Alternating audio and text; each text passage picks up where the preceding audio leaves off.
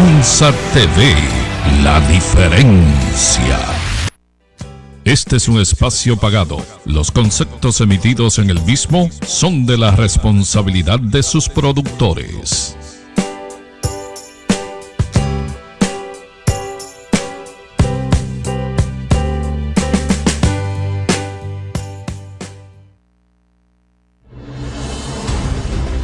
Abogadas, abogados, Omar.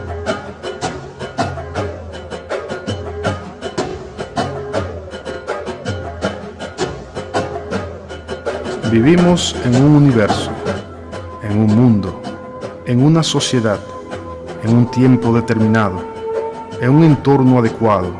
A veces no, porque no elegimos dónde nacer. No sabemos qué etapa de la vida y transformación nos pertenece.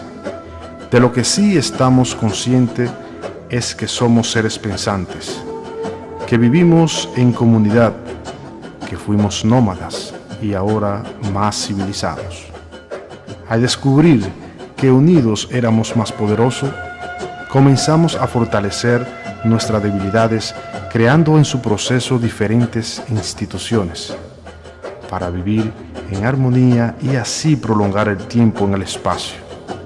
Ahora, juntos seremos testigos del nacimiento institucional que reflejamos en nuestra humanidad, porque para evolucionar en nuestro desarrollo sociológico como especie es necesario un análisis de lo que fuimos, de lo que somos y de lo que seremos.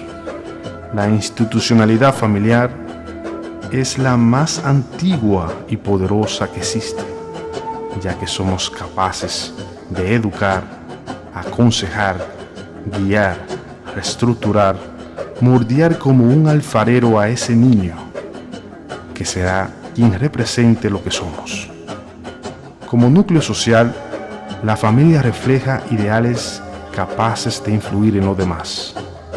Con su magistral enseñanza, tiene la magia de crear el bien o el mal con sus ejemplos.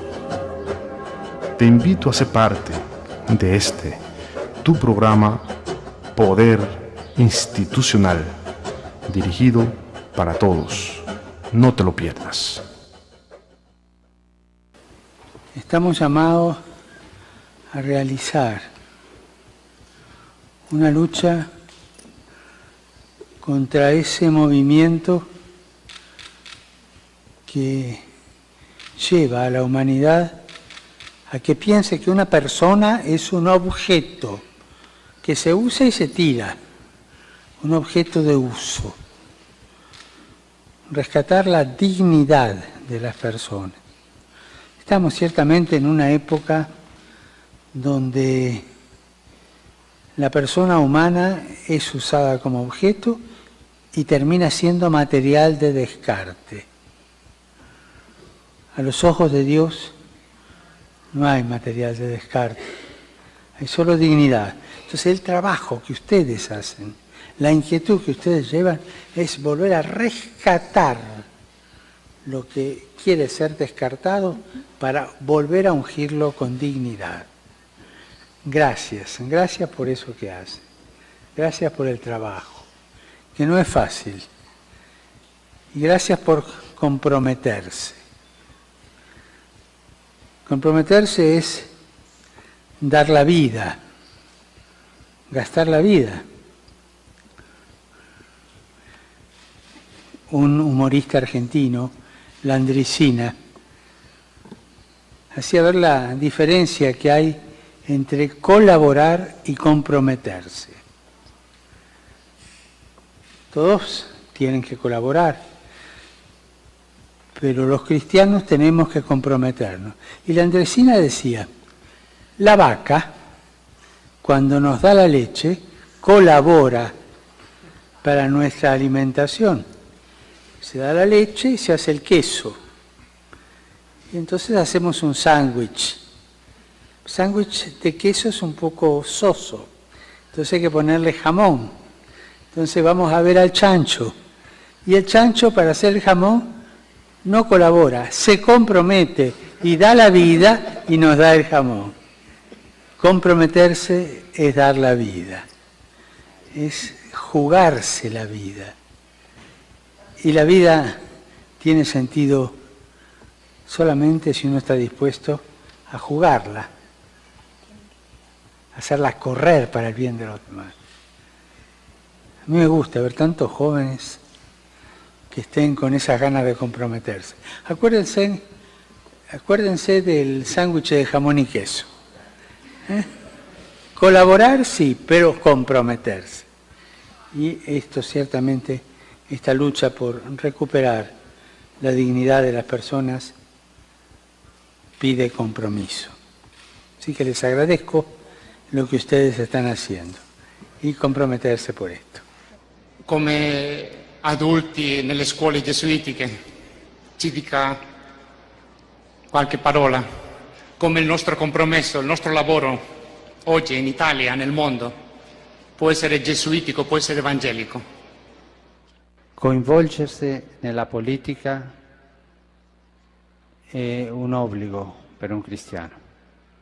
Noi cristiani non possiamo giocare da Pilato, lavarci le mani. Non possiamo. Dobbiamo immischiarci nella politica, perché la politica è una delle forme più alte della carità, perché cerca il bene comune. E i laici cristiani devono lavorare in politica. Lei mi dirà, ma non è facile, ma neppure è facile diventare prete. Non ci sono cose facili nella vita, non è facile. La politica è troppo sporcata, ma io mi domando, è sporcata perché? Perché i cristiani non si sono mischiati con lo spirito evangelico? Quella è una domanda che ti lascio. È facile dire la colpa di quello, ma io cosa faccio, no? Ma è un dovere. Lavorare per il bene comune è un dovere di un cristiano e tante volte la strada per lavorare è la politica. Por favor, no dejen que otros sean los protagonistas del cambio. Ustedes son los que tienen el futuro.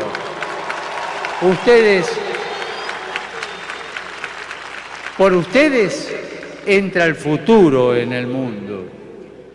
Les pido que sean constructores del futuro, que se metan en el trabajo por un mundo mejor. Queridos jóvenes, por favor, no balconeen la vida, métanse en ella. Jesús no se quedó en el balcón, se metió. No balconeen la vida, métanse en ella como hizo Jesús. Sin embargo, queda una pregunta. ¿Por dónde empezamos? ¿A quién le pedimos que empiece esto? ¿Por dónde empezamos? Una vez le preguntaron a la Madre Teresa qué era lo que había que cambiar en la iglesia para empezar. ¿Por qué pared de la iglesia empezamos? ¿Por dónde? Le dijeron, Madre, hay que empezar. Por vos y por mí, contestó ella. Tenía garra esta mujer. Sabía por dónde había que empezar. Yo también hoy le robo la palabra a la Madre Teresa y te digo, ¿empezamos? ¿Por dónde? Por vos y por mí.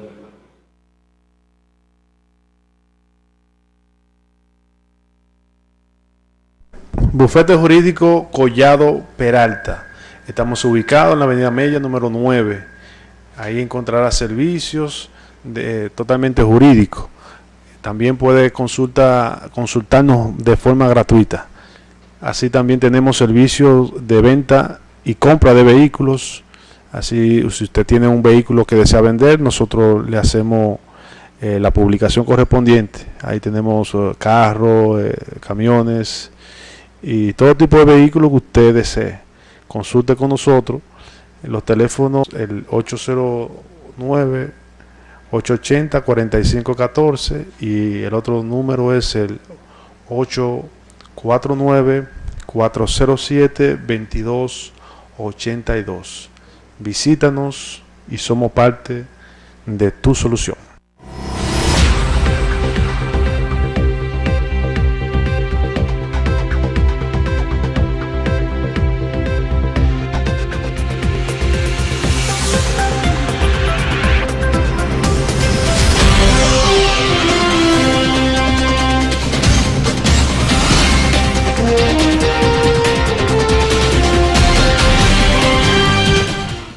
Saludos, buenas noches a todo el pueblo de Constanza y también buenas noches y saludos especial a la gente que nos sigue a través de Facebook Live.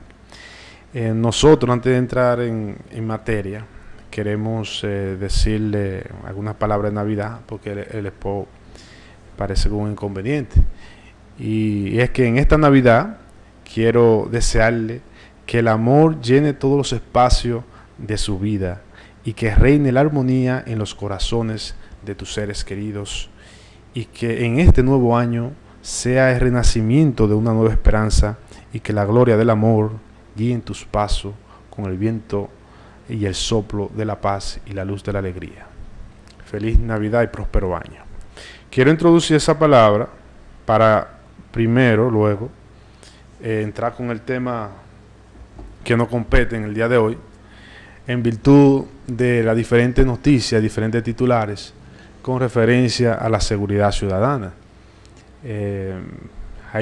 Siempre hay muchas noticias, también noticias nacionales e internacionales en todos los ámbitos, Estados Unidos, en todos los países existen ese tipo de noticias.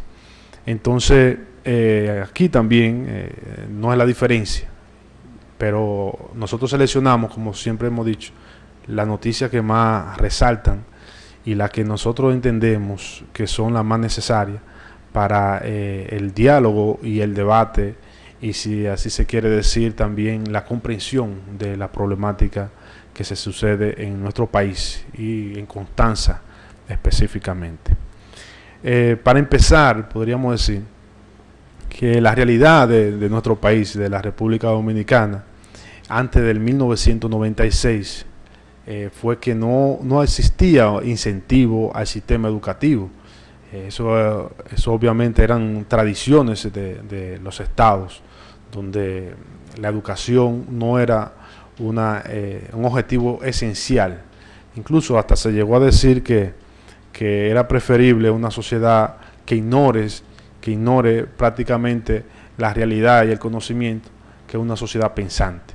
Entonces, en virtud de eso, muchos políticos que nos anteceden, muchos gobiernos, antes del 1996, no incentivaban la educación, y teníamos una sociedad menos civilizada, una sociedad prácticamente muerta para elevar el criterio de los dominicanos y de las problemáticas que se acontecían. Incluso hubieron personas que hasta murieron en la base enfrentando este tipo de ideología, y bueno, eran los que podían pensar libremente, eran revolucionarios porque querían que otros tuvieran la libertad de pensar también. Por eso vemos, y analizamos la historia, muchos acontecimientos donde hemos sido víctimas de la libertad de expresión y de saber realmente que vivimos en un estado democrático. Se simulaba, pero sabemos que la realidad era otra, que en verdad no existía tal democracia. En Haití, por ejemplo, fíjense la importancia que tiene el conocimiento, que en Haití existe una descomposición en cuanto a la formación de las personas, y esto ha llevado a Haití a una preocupación internacional, tanto así que no es atractiva siquiera para que un país se pueda interesar por colonizar esa nación. Entonces, son de la deficiencia que tiene ese país. Hemos visto problemáticas que se acontecen en Constanza y en todo el territorio dominicano, donde muchos haitianos, extranjeros, vienen a dar su servicio. Específicamente de Haití, casi todas las personas, trabajadores que están en la construcción, en la agricultura, donde más se necesita empleado, están obviamente los haitianos haciendo una labor que obviamente se podría decir hasta cierto punto que dignificante, porque es un trabajo, pero la formalidad para yo venir es lo que está en cuestionamiento, en virtud de que con un sistema irregular, a veces de forma inapropiada, irregular, entonces se introduce en el trabajo, y también existe un tráfico prácticamente de personas que traen a haitianos a escondidas. Estas son de las problemáticas que desenlaza un país donde no existe obviamente una cultura de formación, una cultura de conocimiento y el aprendizaje. Vemos muy bien que nosotros tenemos universidades privadas y sabemos muy bien lo que cuesta el conocimiento, porque cuando usted va allí, a usted le dan asignaturas, y esas asignaturas tienen un costo. Y aparte de eso, tienen un tiempo y una investigación que también hay que emplear. La importancia del conocimiento es vital para el desarrollo humano, social de un país.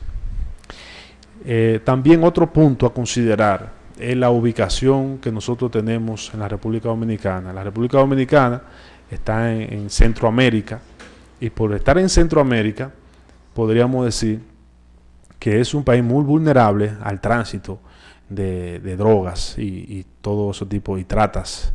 Es un tránsito y se queda mucha droga, existe también, eso es parte de la seguridad, esos son los problemas que van desenlazando, parte de la seguridad ciudadana. Se quedan muchas drogas, y entonces hay un microtráfico que perturba, y que el anterior programa, o si ustedes le dan el seguimiento, se van a dar cuenta de que existe una sociedad zombie cuando realmente hay una distribución descontrolada, y el Estado permite, o no que permite directamente, sino se ausenta de esta problemática social. Es preocupante, porque esto es lo que va desenlazando. Fíjense que tocamos el punto de la formación, estamos tocando el punto ahora de la ubicación, que nos desfavorece para este tipo de cosas, porque otros países tienen otro tipo de ubicación, y eso no es atractivo aunque todos los países son vulnerables al consumo de drogas, porque la primera entrada son las drogas públicas, ¿verdad? El alcohol, el tabaco, y luego vienen otro tipo de drogas, que es lo que va condicionando a la persona al placer, pero a la vez a la destrucción social, intrafamiliar y psicológica, y también de salud. También nos damos cuenta de que existían en toda la historia de nuestro periodo, todas las décadas, si se pueden analizar, hemos tenido más gobiernos dictatoriales que democráticos, lo que también es una debilidad para el desarrollo social de nuestro país. El sistema político, que también es otra dificultad que ha caído en manos de muchos empresarios que solamente le interesan hacer negocio con la política. Y digo empresario porque usted diría, bueno, cualquiera puede ser empresario, pero hay empresarios que saben que son gerenciales y se introducen a la política, pero saben muy bien que gerencialmente, aunque a veces no tienen tampoco la formación para hacerlo.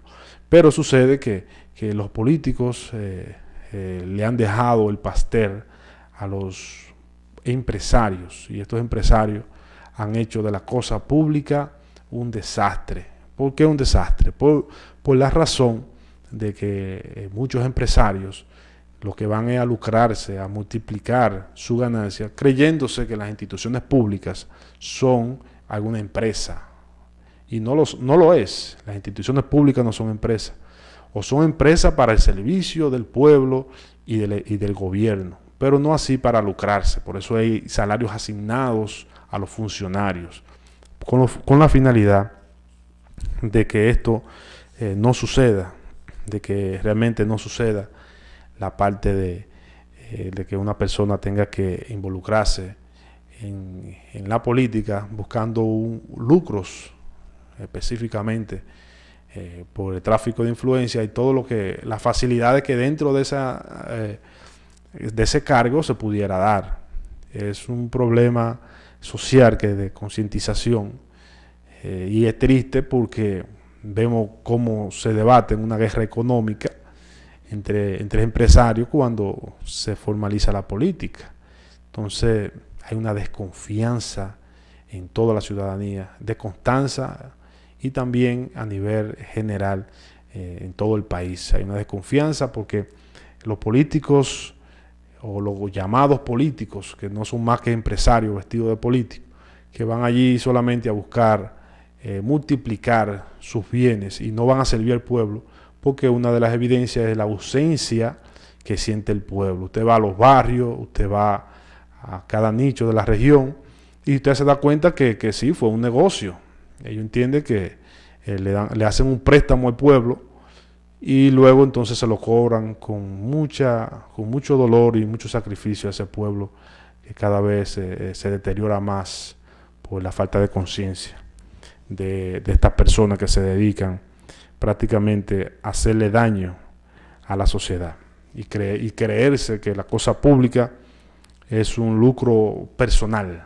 El Papa bien lo decía, el que le gusta mucho la plata, que se siga dedicando a sus asuntos quehaceres de negocio, y que le gusta servir al pueblo y a los demás, pues que se dedique a la política, pero con la salvedad de que esa persona tiene que tener esa vocación y no tiene esa persona que busca la forma de alguna manera lucrarse. O lucrarse en el buen sentido de la palabra. A veces son empresarios también, como reitero, que no son todos, sino que hay una gran parte. Por eso hay una falta de credibilidad en el sistema de la seguridad ciudadana. Una falta ya, usted habla de política y nadie quiere creer en los políticos porque hay una decepción. Decepción en este tiempo, gracias a ese mercado político, a esta desilusión, a esta resaca política que nos lo dan los actores políticos, empresarios, que van allí a multiplicar a jugar a la apuesta de la política, a ver si se sacan la lotería. Es triste, pero es una realidad y tenemos que decirlo, una realidad social y hay que decirlo. Por eso, Eduardo Galeano decía en una de sus obras, El miedo global, él dice: es tiempo del miedo, miedo de la mujer a la violencia del hombre y miedo del hombre a la mujer sin miedo, miedo a los ladrones, miedo a la policía, miedo a la puerta sin cerradura, el tiempo sin relojes, al niño sin televisión, miedo a la noche sin pesadillas para dormir y miedo al día sin pastilla para despertar, miedo a la multitud, miedo a la soledad, miedo a lo que fue y a lo que puede ser, miedo de dormir, miedo de vivir. Eso lo dice Eduardo Galeano en una de sus obras, El miedo global, refiriéndose prácticamente a la problemática social que tienen los países de América Latina, a la inseguridad, porque nosotros también, no solamente es República Dominicana, sino que hay más países hermanos que también están sufriendo la misma problemática que viene también sufriendo República Dominicana. Hay varios titulares. Usted ve la prensa, usted abre el periódico, usted va a la página web y revisa la prensa y no hay una noticia que no involucre la seguridad ciudadana. No hay una noticia, o sea, no hay un día que usted pueda felizmente ver que no pasó nada en el país. Es triste. Entonces se hacen eco a veces los medios de comunicaciones y eso todavía resalta más. Pero el punto es que hoy, en esta semana, se acontecieron algunas cosas. Va a abrir el periódico, como siempre de costumbre lo hacemos. Y lo que vimos fue que, por ejemplo, dentro de la noticia, dentro de los titulares, dice: cura advierte que la gente de la policía, los agentes de la policía están cansados de la delincuencia y el crimen, y también los ciudadanos. Estamos todos cansados de eso. El problema es cómo solucionar esa problemática. En otro titular dice, asaltan estación de combustible en Barahona. Y seguimos viendo los titulares con relación a eso en esta semana, ¿verdad? En San Francisco de Macorís, ese alcalde es sentenciado a 5 años y pago de 10 millones de pesos. Mírenlo ahí. Pero eso no fue la Cámara de Cuentas que detectó esa irregularidad. Es una institución que duerme un sueño profundo que no sabemos cuándo irá a despertar. Ellos dicen que si le introducen el presupuesto, lo que van prácticamente a eso mismo, a que se sube el presupuesto de la Cámara de Cuentas, pero la pregunta es, ¿qué ustedes han hecho durante toda la historia del país? O sea, es alarmante que le den el honor a la Cámara de Cuentas salir en la Constitución de la República Dominicana, y sin embargo esa Cámara debería ser una Cámara de esa cualquiera de ese tirafoto, porque realmente como de cuenta que no funciona. Entonces, estos son los titulares que nosotros analizamos, pero se realizó un estudio en la Global Pincidec. Realmente este instituto, avalado por el Instituto Económico de Paz, representado por personalidades como Jimmy Carter y también Kofi Annan, entre otras distinguidas personalidades, pudieron determinar que dentro de los estudios que se realizaron, había más países, había renglones de países, dando así el sistema de los países más seguros que existen en el mundo. De acuerdo a las estadísticas de estos estudios, está por ejemplo Islandia, está Dinamarca, está Australia, está Nueva Zelanda, está Finlandia. Estos países así sucesivamente ocupan entre 320,000 personas. De Islandia, Dinamarca casi 6 millones, Australia 23 millones, Nueva Zelanda 4.5 millones. Esta estadística viene a dar contraste de la seguridad de los países, obviamente con más seguridad en el mundo.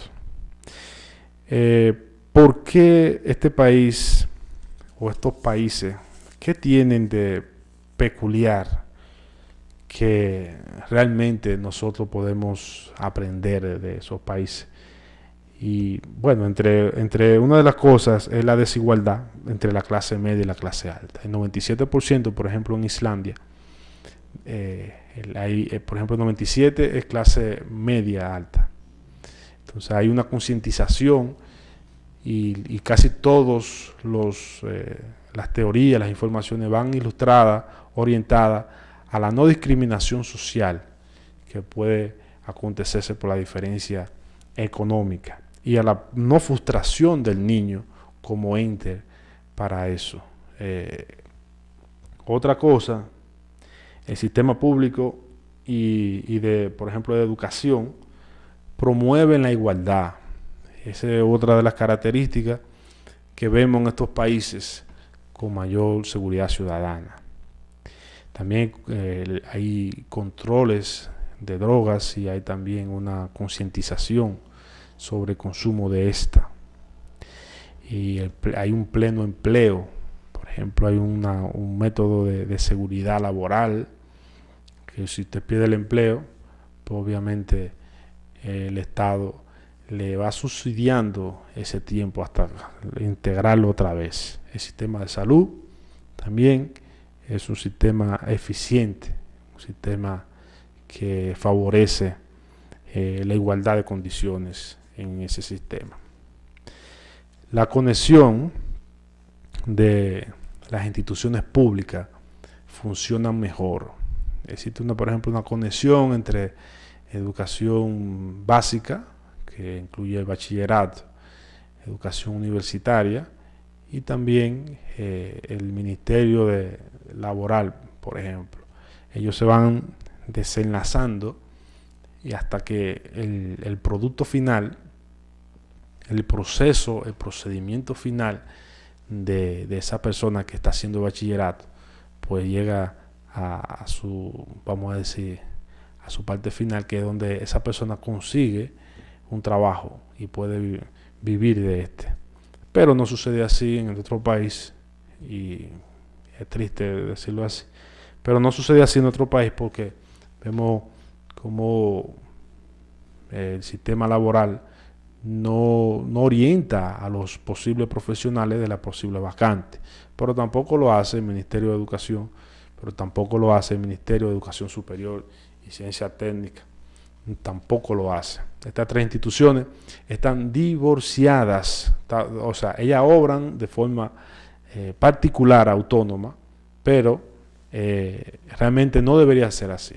Debería de haber un funcionamiento donde sea un trampolín, ese estudiante vaya acomodándose a medida que vaya terminando sus estudios, y así también poder tener un trabajo digno al finalizar. Igual también cuando no tiene recursos para su universidad, que se le den créditos educativos y facilidad de hospedamiento para seguir motivando e incentivando la educación. La educación no solamente es computadora, tecnología, también es oportunidad para usted insertarse al sistema laboral. Por ejemplo, vimos que el presidente Medina estaba haciendo entregando computadoras a los diferentes estudiantes. Pero yo pienso en ese sentido que es una ingenuidad pensar que, o sea, de esa forma, en ese sentido de que si se hiciera de esta manera siguiente, por ejemplo, se le asigna computadoras o ordenadores a los centros educativos, al primero, a la primaria, a la secundaria, al tercer teórico y al cuarto. Se le asignan computadoras a esos tres centros. Por ejemplo, aquí tenemos el Liceo Gastón Fernández del Isne, entre otras instituciones, por ejemplo. Entonces, que el gobierno le dé a esos, le asigne, no que se las regale, como lo hizo, que nosotros por eso que decimos que es ingenua, sino que le dé a esos estudiantes la facilidad de tener un ordenador dentro del aula y que lo puedan usar. Pero así, cuando viene otro bachiller, ya esos ordenadores están ahí y se pueden utilizar. Y que se puedan utilizar centros de investigaciones donde el estudiante pueda también realizar sus investigaciones dentro de su plan o su programa de educación. Pero usted darle un ordenador es como darle un juguete a un niño que no sabe valorar primero para qué sirve, cómo se usa, y debe de haber una charla mínimo, pero regalárselo sin condiciones a merced de lo que pueden hacer, yo pienso que es un error. Por eso reiteramos la inocencia en no hacerlo de una manera que puedan los centros usarlos continuamente con las diferentes generaciones que van pasando. Van pasando generaciones, usted pasó de primero a segundo y usted tiene su ordenador. Pero eso, ellos sabrán, quizás ellos no lo van a resistir. Imagínense, tantos ordenadores o computadoras. Imagínense, cada vez que nace una persona y se desarrolla y le regalan un ordenador, yo creo que este país no está en condiciones de hacer eso. Yo pienso que es un error. Tiene que haber una asignación, no un regalo, asignársela al centro de estudio y con al aula donde va a estar esa persona o ese menor. Pero no regalarla porque se lo llevan a su casa, la venden, hacen, por Dios, yo no sé cómo. Hay cosas que uno la ve y como que uno a veces no se la cree que un gobernante puede hacerla. Entonces,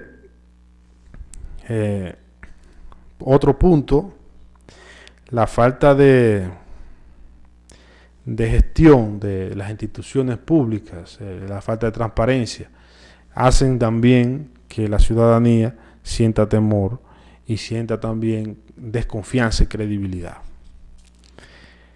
Otro titular que salió también fue el siguiente. desesperanza en el sistema político hace que gente pida autoritarismo. Eso salió con relación a la noticia del nieto de Trujillo, que dice, tiene un eslogan, mano dura sin dictadura, dice el eslogan de él. Entonces, en virtud a eso, salió esa noticia. Entonces, Daniel Pau decía también que eso se acontece a la falta de desconfianza. Hay muchos sectores que han prácticamente desechado, ignorado a esta persona que se está dedicando a la política nuevamente. Hay entrevistas, por ejemplo, con Alicia Ortega, donde le hace entrevista a la madre de Ramfi. Entonces, ahí vemos en esa entrevista, sí, bueno, nosotros no traímos el pedazo, pero lo invitamos que esa entrevista está en Facebook, en Noticias Sin, y nosotros también compartimos ese tipo de noticias que son positivas. Pero la realidad es que la falta de desconfianza y hace que las instituciones públicas se descompongan también. La credibilidad, existe una crisis de credibilidad, esa es la palabra. Existe una crisis de que ya la persona, los dominicanos sienten temor, duda de cualquier situación política, y es entendible por el tiempo que estamos viviendo. También con relación a la dictadura, nosotros olvidamos, a veces queremos mano dura y nos olvidamos de los sufrimientos que le pudo causar o le causó al gobierno de Trujillo. Con el gobierno de Trujillo se ocasionaron muchísimos crímenes, y que no podemos olvidar eso. Nosotros tenemos que recordar la historia siempre para que las cosas no vuelvan a pasar. Nosotros vamos a poner un video de Daniel Pau, un especialista en seguridad, para que ustedes tengan una idea de cómo andan las cosas. No sé si el señor director está preparado. No, sí, ok, vamos a ver el video y luego entonces regresamos aquí. Un placer de tener con nosotros como invitado en el día de hoy a Daniel Pau, el licenciado Daniel Pau, que es un conocido politólogo dominicano, experto en seguridad. Muy buenos días, gracias por aceptar nuestra invitación. Buenos días, mi querido amigo Miguel, gracias por darme la oportunidad de llegar a los televidentes por esta vía. La oportunidad es mutua, porque tengo la oportunidad de hablar con una persona que realmente sabe de qué habla. ¿Cómo se visualiza la situación general en términos de seguridad ciudadana?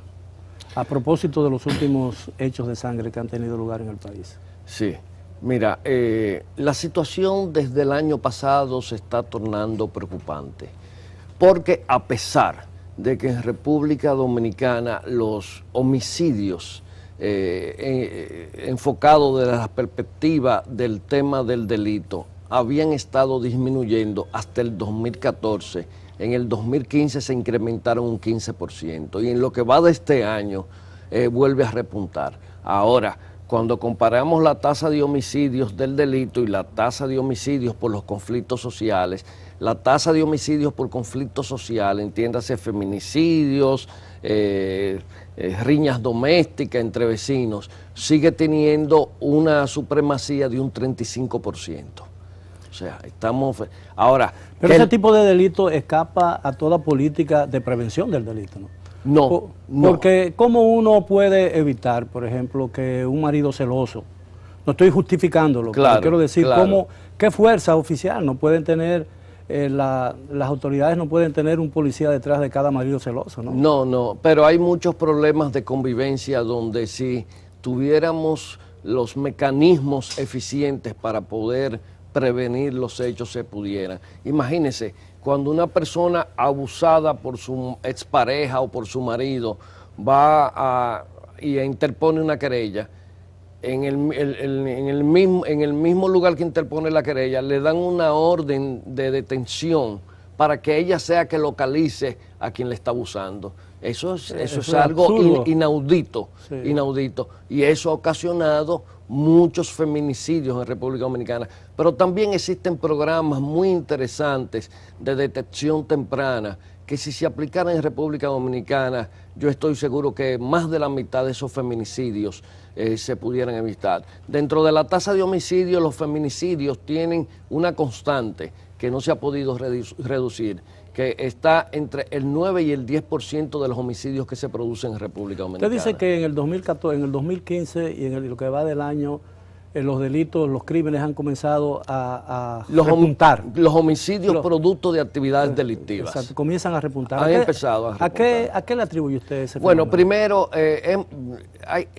el fenómeno es muy típico en los países donde no hay políticas consistentes que tengan un fuerte eje de prevención. En República Dominicana, prevenir es poner policías en las calles en función de vigilancia. Si bien eso puede ser un elemento que disuasivo del crimen, disuasivo o que fortalezca en términos de control de áreas, control de espacios, no es suficiente ni es el principal. En República Dominicana todavía no contamos con una política robusta en el área de prevención de delitos y sobre todo una política que integre a la ciudadanía, porque el ciudadano debe participar como un elemento de primera fila en este tipo de políticas, sobre todo en la detección temprana. Entonces, lamentablemente aquí todavía existe una distancia muy considerable entre las autoridades y el ciudadano, y hasta que no se logre eso, vamos a estar haciendo picos. A veces disminuimos, pero luego pues nos disparamos. Y un disparo en el 2015 de un 10% de homicidios ocasionados por actividades delictivas es una cifra significativa. ¿De qué manera influye la debilidad institucional en el ámbito de la justicia al fortalecimiento de la actividad criminal? Mire, aquí en el ámbito de la justicia y del gobierno de la seguridad hay un grave problema. Funcionan como compartimentos estancos que no tienen ningún tipo de comunicación. El principal problema es que no hay programas consistentes y que tengan la sinergia suficiente para que la acción del sistema de justicia y el sistema de persecución criminal y de prevención criminal pues actúen de una manera dinámica. Si no hay conjunción. Correcto. Cada cual actúa conforme su punto de vista y las instancias no tienen una estrategia general que las articule y les permita actuar de una manera, podríamos decir, efectiva. ¿Cuáles serían los elementos más importantes de una política eficaz de lucha contra el crimen? Mire, los elementos más eficaces radican primero en crear una relación de confianza mutua entre las autoridades y la ciudadanía. Sí, policía y los ciudadanos. Policía, ciudadanos, Ministerio Público, etcétera. Una garantía de que hay calidad en cuanto a manejo de información y productos que surgen de ese manejo de información. El otro aspecto es que tiene que haber una sincronía entre Ministerio Público, el sistema de justicia y la policía. No la hay. Lamentablemente en República Dominicana esto no se ha logrado porque primero el Ministerio Público todavía no asume su rol para dirigir la investigación criminal. El otro problema no hay construcción de modelos, tipos de criminalidad, porque el sistema penitenciario no produce los insumos suficientes para poder alimentar la creación de un sistema de modelos criminales. Aquí llevan una persona a la cárcel, la condenan a 20 años y ahí se olvida, pero no se dan cuenta que esa persona es un elemento que podría colaborar de una manera eficaz, aún sin proponérselo en la construcción de los modelos criminales. Mientras estaba en discusión el proyecto de ley de reforma de la Policía Nacional, se alentó mucha esperanza de que la aprobación de esa ley iba a cambiar las cosas y que el país iba a estar dotado de un instrumento de represión del crimen y de la prevención del crimen. Sin embargo, no parece que haya habido ningún cambio desde que fue aprobada y fue promulgada esa ley. Sí, hoy en día, en días pasados estuve compartiendo con un general de la policía en una conferencia auspiciada por Finjo y Participación Ciudadana, y ese oficial de la policía dijo lo mismo que yo dije cuando se presentó ese proyecto. Esto es un cambio administrativo, o sea, las leyes orgánicas son cambio administrativo, y máxime cuando una ley orgánica no tiene ni siquiera una propuesta de una doctrina nueva para la policía. Entonces esa ley no significa un cambio ninguno. Puede ayudar a eficientizar, a crear una serie de contrapesos dentro de la policía para garantizar más pulcritud en el manejo de la policía y sus recursos, pero no tiene la musculatura suficiente para crear una nueva cultura policial, que es lo que hace falta. Y los rangos siguen siendo rangos militares, ¿no? Los rangos siguen siendo rangos militares. Hay un tema importante que todavía no ha llegado a un término, que son los reglamentos internos. Yo soy de la opinión que ante una ley tan débil que no logra su cometido, la única manera de apuntalar elementos de la transformación está en los 21 reglamentos que debe tener la ley orgánica de la policía. O aprobar otra ley que reemplace a esta, ¿no? Bueno, sí, yo...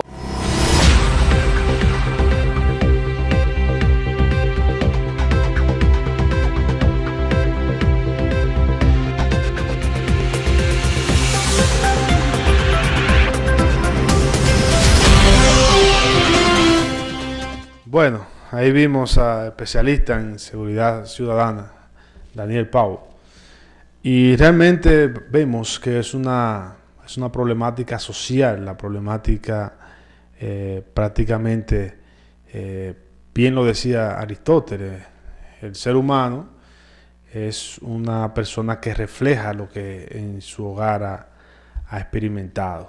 Y también Jean-Jacques Rousseau, en su obra El contrato social, hablaba de ese compromiso social que tiene la familia, de entregarle a la sociedad un ciudadano digno, un ciudadano ejemplar, un ciudadano que pueda realmente ejercer una función que pueda beneficiar a los demás ciudadanos.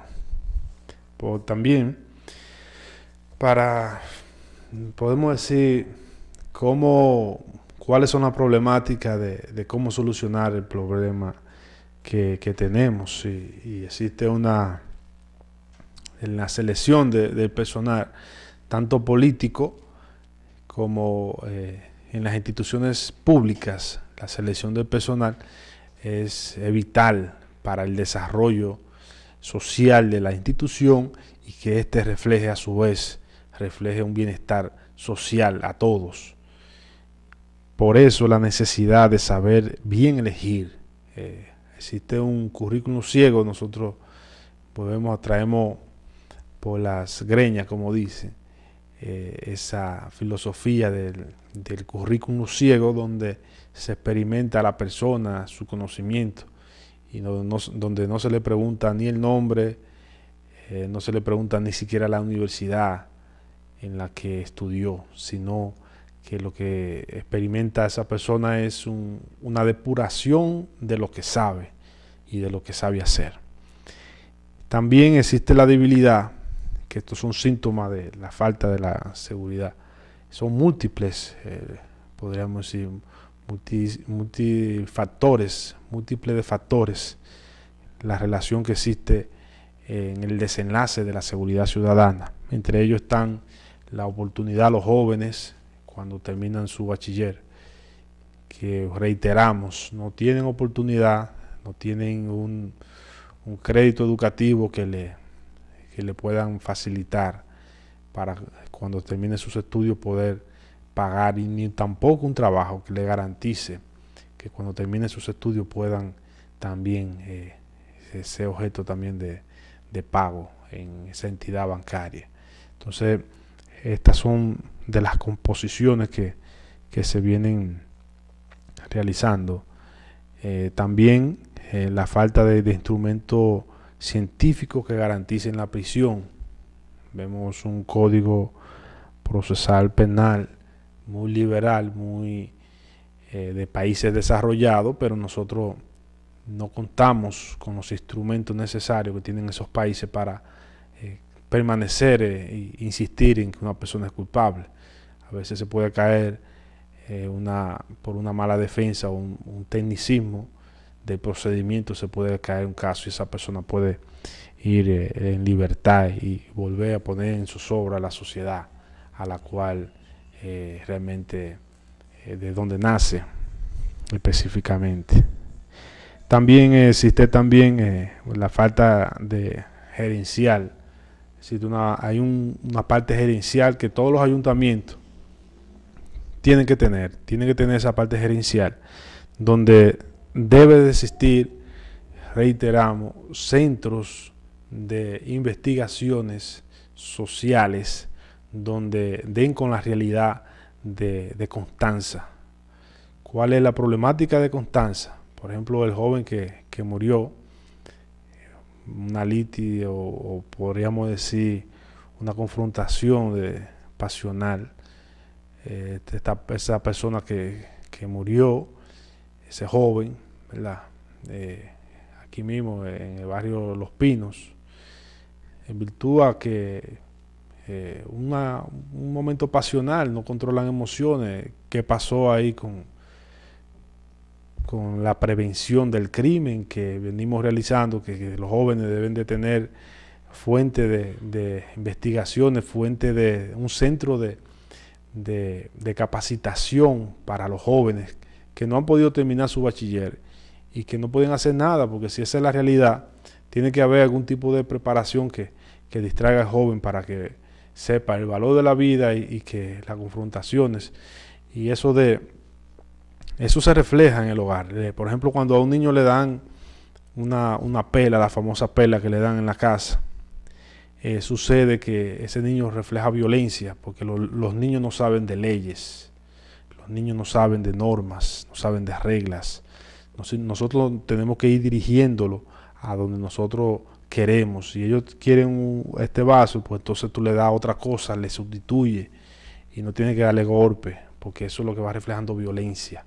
En otros países un niño no sabe lo que es agredir a otro y le dan y lo que hacen es que lloran porque no saben agredir a otro, porque eso no es lo que le enseñan en su casa. La violencia realmente es un factor que debe de minimizarse en la sociedad. La sociedad no puede seguir creyendo que con batuta y realmente con pela y todo eso van a criar jóvenes con capacidad para debatir y discernir. Tiene que haber otro tipo hay otro tipo de entendimiento entre el menor que no sabe de regla y el mayor o el adulto que sí sabe lo que está haciendo, y lo que hace es que el niño juega, mientras el niño juega, el adulto le discrimina con violencia. Eso debe en cada hogar debe de ser analizado este punto. Pero sí hay una falta de gerencia por parte de las autoridades, en este caso la alcaldía tiene que enfocar los problemas sociales y también darle soporte. La alcaldía no está solamente para poner arbolito, la alcaldía tiene que estar para auditar la problemática social y dar soporte a la sociedad constancera, debilidades, fortaleza, analizar, tener un equipo donde se detecten las preocupaciones y necesidades prioritarias de Constanza y salir detrás de ella, buscar estadísticas y no perderse, porque el pueblo no lo eligió para que se escondan ni se anden escabullendo después que ellos eran los que salían de mano a darle la mano a buscar al pueblo. Entonces ya ahora el pueblo no lo puede buscar a él, que eso es penoso, esa realidad. Otra cosa podría ser qué hacer en la familia. Vuelvo y reitero, está el proyecto del niño, el proyecto de lo que puede ser un niño y de lo que le podemos entregar a ese niño a la sociedad, como decía Jean Rousseau. Trabajar para la prevención y también con rigurosidad el sistema de selección tanto de los políticos como de los funcionarios que se van a dedicar. el 70% de la formación, los medios de comunicación tenemos un 70% para formar, porque de alguna manera somos los que alimentamos el conocimiento en el tiempo ocio de la sociedad. Y nosotros no podemos abusar de la generosidad del tiempo de los demás y dejar de darle conocimiento a la sociedad. No solamente chismes sociales, que también puede haber un set de chismes sociales. O sea, vamos a analizar qué está pasando en tal barrio, vamos a ver qué pasa en X barrio, qué está sucediendo. Eso yo lo veo muy bien, que ustedes que se conecten, el barrio y los sectores se puedan conectar con los medios de comunicación y hablar y decir sus inquietudes. Yo eso lo veo muy bien. Pero detrás de eso tiene que haber una solución del problema o una posible solución del problema. Y para eso nosotros, los que se dedican también a la comunicación, tenemos que estar preparados. Tenemos que estar preparados para y conocer la problemática de la sociedad y posibles soluciones científicas comprobadas en otros países. No necesariamente uno tiene que viajar para uno tener conocimiento que uno quiere. Están las redes sociales, están también muchos libros que le orientan a usted a buscar una solución al problema. Porque se trata de buscar soluciones y no de generar más de lo mismo. Decir todos decimos lo mismo y no existe entonces una variedad o un menú donde la sociedad contancera pueda disfrutar de diversidad de conocimientos sin personalizar cada situación, sino verla de manera neutral. Aquí hay personas que se sienten muy importantes y qué bien que tienen una autoestima así, pero vayan a otros países para que ustedes vean qué tan importantes ustedes son. Vayan. Uno cuando viaja a otro país es interesante por el hecho de que uno se siente uno más, porque cuando usted se suscribe en un sector, usted cree que solamente eso es lo que existe, no me existe eso, pero vaya a otro nicho de otro mundo y usted se va a dar cuenta de que usted va a tener que crear sus amigos, usted se va a dar cuenta de que usted va a tener que crear sus circunstancias, usted se va a dar cuenta de que la persona va a tener una percepción suya y que si es correcta esa percepción que usted le está dando a esa persona. O sea, usted va a tener que crearse otra vez y nacer otra vez de nuevo para que la gente lo pueda conocer. Entonces, hay personas que no han tenido esa facilidad, pero no se pueden encerrar en el círculo de que solamente somos importantes porque este es el círculo y nada más existe esto. No. O sea, esto es un mundo. Viajen y vean cuántos millones. Actualmente hay unos 7.000 millones de personas en el mundo, según las estadísticas que tiene la ONU. Entonces, lo que nos damos cuenta es de que lo importante realmente es el ser humano donde quiera que esté. Y usted quiere que la gente perciba de usted lo que usted quiera, o sea, dé a experimentar lo que usted crea que la sociedad se merezca, que pueda pensar de usted, porque no hay cosa más importante que el ser humano en esta tierra. No hay otra cosa más importante. Y así no me deja mentir la Biblia cuando dice que Dios hizo al ser humano a su semejanza. Entonces vemos la importancia del ser humano y que los bienes materiales son usufruto y acompañantes de animales. Todo lo que nos acompaña, sabiamente Dios lo creó para que el ser humano sea más feliz, no para destruirnos, ni para criticarnos, ni para discriminarnos, ni para utilizar las cosas de forma negativa. Nos quedamos sin tiempo. Como siempre, le agradecemos su sintonía y realmente el mensaje que queremos llevar es un mensaje positivo, un mensaje de agrado y que no se vea personalizado en ningún tipo de diálogo que nosotros realicemos, porque no es nuestro ánimo personalizar situaciones ni crear conflictos que no existen. Realmente muchas gracias y pasen buenas noches. Será hasta el miércoles que estaremos nuevamente aquí en Poder Institucional.